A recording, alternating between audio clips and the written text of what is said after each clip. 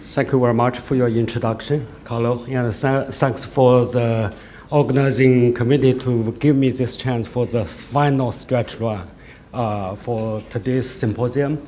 And what I'm focused on right now, I'm trying to come up with a China version of the 20 years of PRRS history and a little bit of a story behind our successful Ingovac PRRS vaccine and the kind of effort we devoted to. And then we have been scratching our head. How can we come up with a better vaccine for based on rational design? Okay, the China story. And this is a picture of the inaugurating Asian perspective held in Shanghai. And Mike, Tom, and Dr. Parker is there. What I'm going to show you is this man, the leading professor at the Nanjing Agricultural University, and he actually is the one described the PRRS disease in 1995. Actually, that's as a foreign animal disease. And shortly after, Dr. Baoqing Guo in Harbin Veterinary Research Institute isolated the virus for the first time in China.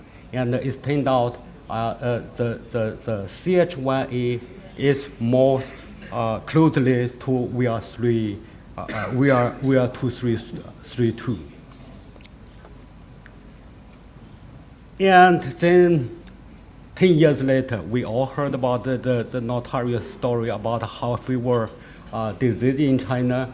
What I want to point out here is, at then, there's quite a debate which one actually causes the high fever syndrome.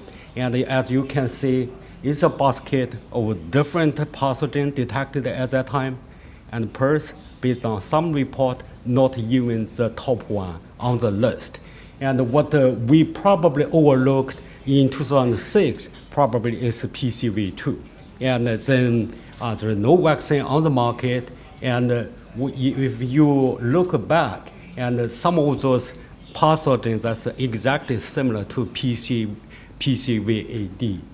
So as Dr. Zhou Lei showed, and even now, and the unique deletion with certain amino acids that still remain the same, that's also based on the molecular epidemiology.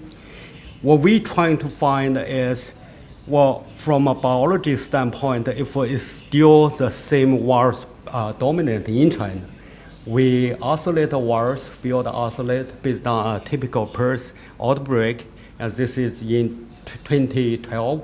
And we run the study in comparison with the JX143, which isolated in 2006.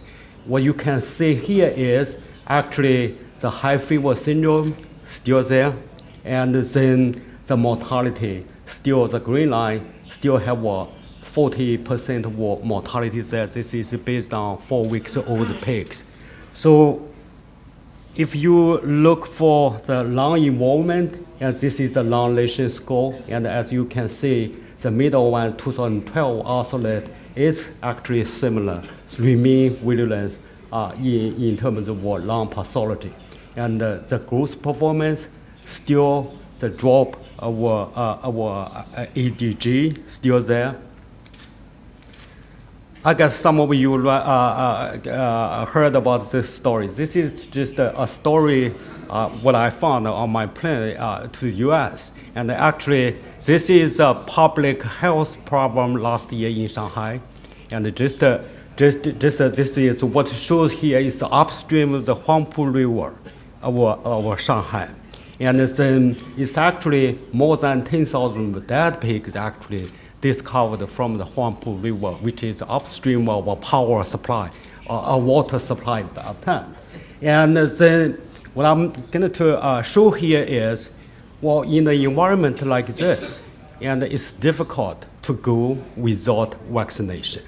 So I guess what kind of vaccine on the PRRS side, and as we heard all day, and numerous attempts have been made to come up with a better vaccine, including subunit and inactive vaccine and attenuate.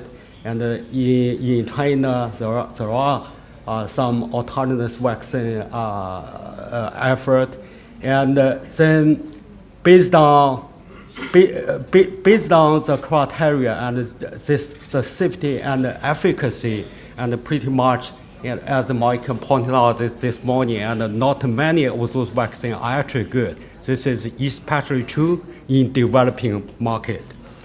And here is the list of vaccines you can find on the Chinese market. And I guess probably too many. For KV, and efficacy is a problem.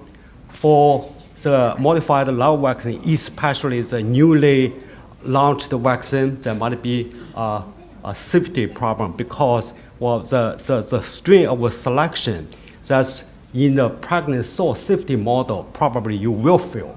And so this is what you can find, the green one, that's actually the Chinese government tender business, which means you are free to get, but how good that's the vaccine? What you pay is what you get. So that's actually a problem right now. It's too many manufacturers with a variable quality of the vaccine you can get from the Chinese market.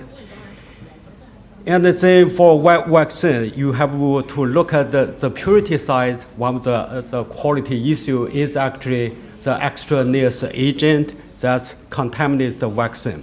This is a report from CRESA, and as you can see, some of those are TTV1 and 2. I want to use this report. We have not conducted this test in China yet, but TTV1 and 2 is everywhere in the farm and in the cell line. So this is one of the problems we have, and we actually obtained some of those commercial vaccine for PRRS1, and we analyze the potency. As you can see, some of those vaccines, the potency is not there. Was more, and you have a mycoplasma contamination. And then not only the mycoplasma bacteria contamination, BVDV, that's one of the ongoing problem for the past 10 years, and even during the high fever days, and what kind of role BVDV would play. And what I show here is a classification of BVDV, and the P actually stands for the virus we isolated with the suspected infection from the pigs. As you can see here, some of those pig isolate is actually similar to the bovine serum BVDV. So we are not sure right now. So what kind of causative effect the BVDV played into the pig pathogenesis, and then for one, BVDV contamination of the vaccine is a big problem right now in China. So much so, the Chinese government already listed that BVDV1 as a mandatory requirement for extraneous agent testing. Okay, how good was the vaccine on the Chinese market? And we randomly select some of those CSF vaccine. And as you can see here, close to half of the vaccine, you don't have anything in the vaccine bottle. And probably that's the price you have to pay without paying the money.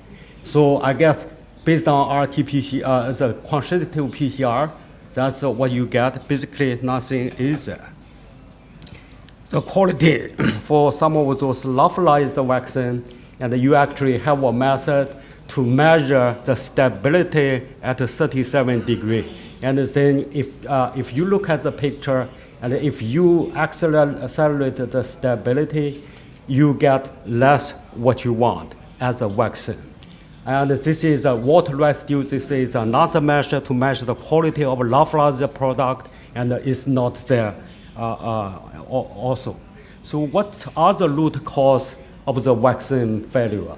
So the Chinese government is in the process of upgrade the regulation, and we have quite a bit of a roundtable discussion. Here is my personal opinion, what went wrong for the Chinese vaccine industry. First, we don't have IP protection. And we are the world by the Chinese government. We are the country that's come up with the most patent, but the protection part is still not there. And then authentic R&D. You heard about the 3-month wonder to come up with a vaccine. That's not the way you can come up with a vaccine. So the R&D processes, and that's not there. In the manufacturer side, QC, QA is a problem. So that's like what I said, the CVP standard right now is trying to upgrade. And more importantly, this is the Achilles heel of the vaccine. And we don't have a SPF animal for animal study, experimental animal. And also for some of those vaccines that's based on SPF animal like rabbit for the CSF vaccine production. Cell line is another problem. And all 4 national cell line bank, the vaccine, the cell line quality. And when I was in the academia, I tested all those MA104. And it's just not like MA104 you can get. And the bank system for master cell, master seed is not there. And the raw material, this is another headache, which is actually directly contribute to the low quality of the vaccine product. Medium at BI, we all use European grade testing. And FBS, we have to import from right now only Australia and New Zealand can have a qualified FBS. In China, we have a 30 million cattle industry, but there's just no fetal bovine serum collection method. So that's directly contributed to the low level of the quality. Okay, now I'll turn to our inside story, the kind of effort we at BI devoted for the PRRS vaccine production. R&D effort. And as you know, we launched the RESPERS in 1994, and shortly after we have a reproductive PRRS, and then it comes back with the Ingovac PRRS that's a target for the whole herd vaccination. And then we have some life cycle management in combination with Mycoplasma and erysipelas, and then more variation with the power and the lepto. And ATP, that's a new version of the vaccine that developed to trying to combat with the so-called abortion storm, the neurotropic one. But at the end, when we compare these two, and the Ungovac PRRS is as good as this ATP. That's one of the reasons we only market this one in North America. And in the US right now, we have a flex combo, the triple combo with the Marcoflex and the PCV already. And not only in China, and all our 3 sites are focused on trying to work for a better version of the vaccine. What we have tried, and we tried started with the traditional KV, and we actually sponsored, or we did it internally, and our conclusion is, well, the cured vaccine does not work. And then we also played around with the concept of cytokines that could enhance the effect of the MLV. And as you can see, it's on the list, and interleukin and CPG and poly-IC, all those support to be molecular adjuvant. One, that's expensive. Most importantly, it's no better than the MLV alone. So why you have to spend money?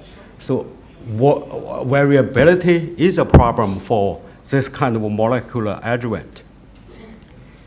Even including right now, we still have in the process of trying some modern method, And we started with the infectious cDNA clone, played around, including some of those expression vector and the camera between different strains, and then including some new method, codon pair bias. And in a nutshell, this is just a method to alter the genetic coding system to trying to come up with a better fit of the vaccine efficacy.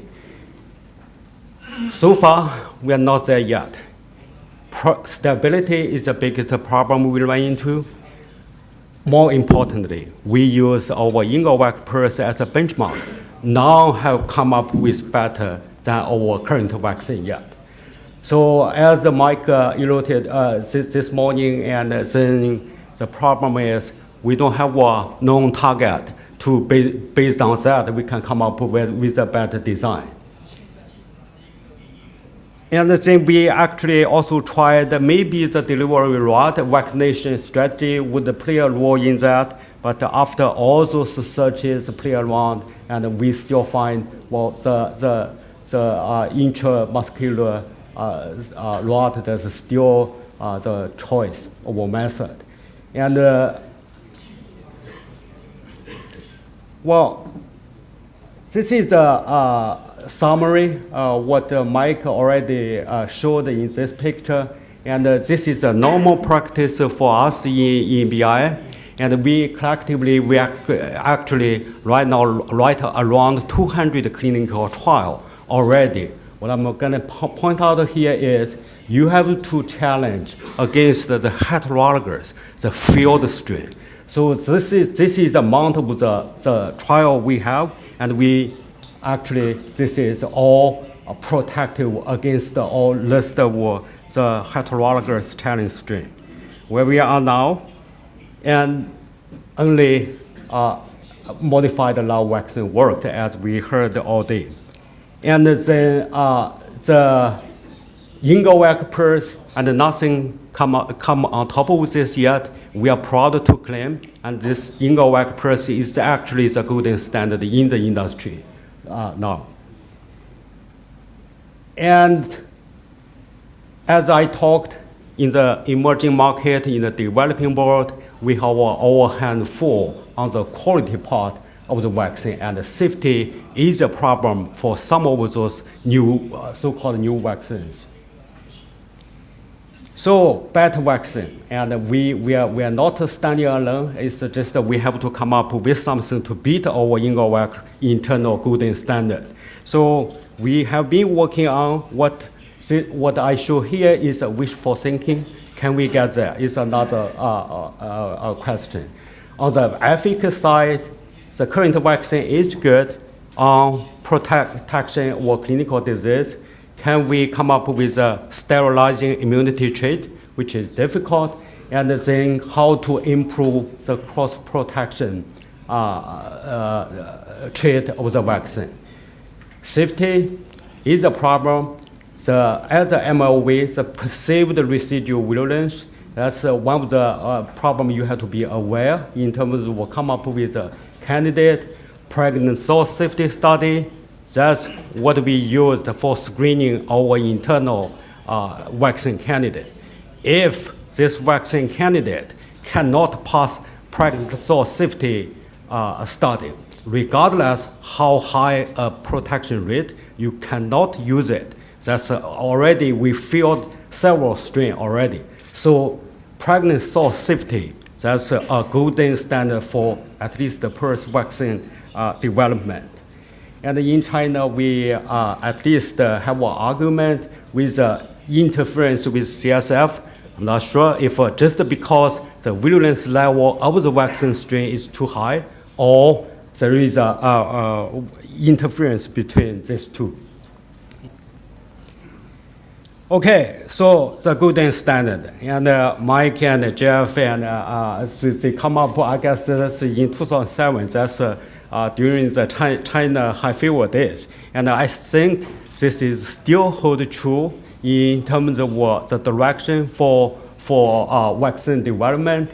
And what we don't have right now in China is well, you have to use the animal trial, the challenge study.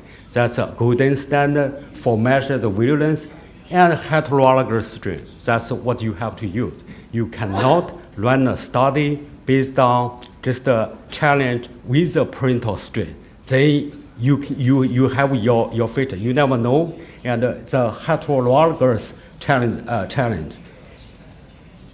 And then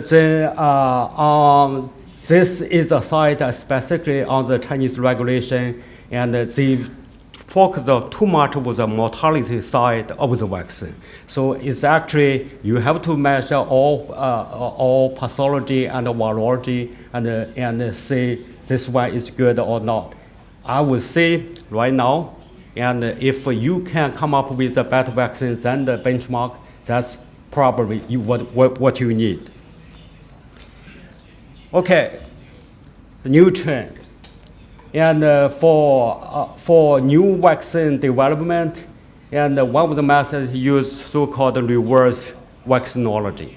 And this is, apologize, this in German. One of my colleagues used this one. I thought that's pretty straightforward. What you do is, right now it's easy to come up with a sequencing part of your microorganism, either it's a virus or the bacteria. And you analyze all this using computer, which ones are related to antigen immunity and which ones related to the safety part, the virulence gene. And then hopefully you can knock down the expression level of the virulence gene and increase the level of the antigen. So this is the direction you can go to rational design the vaccine. Easier said than done. And but in theory, reverse vaccinology can offer some of those advantage over the traditional ones. And for example, for PRRS, we have been the target, the viral target for protective immunity still elusive. And we actually argued if the biggest, the GP5, would be the target, or the minor protein would be the protective immunity stimulation target. So I guess this is reverse vaccinology can offer you this opportunity, and then how to increase the cell-mediated immunity side. That's what you can do for the PRRS vaccine development. This is a summary of what I borrowed from one of my friends working in NIH Vaccine Center. And I found out that this is probably reminiscent to what we have in the veterinary field. And then the old traditional way is, well, you have a cell culture, then you can come up with much more vaccine. With the appearance of molecular biology in the earlier 1980s, you get more vaccine. What's ahead of us probably take much more than what we know. And this is a list of the different disciplinary, and you have to apply for the rational design of the vaccine. Some of those are already available. What I show here is a structure-based vaccine design. So structure turned out some of those vaccines, the neutralizing target, and during the infection process, the virus is tricky enough, and they can split the neutralizing target into half, so that the neutralizing antibody cannot recognize this neutralizing epitope animal. Some of those are so-called decoy. We have some decoy thing in the PRRS world, and then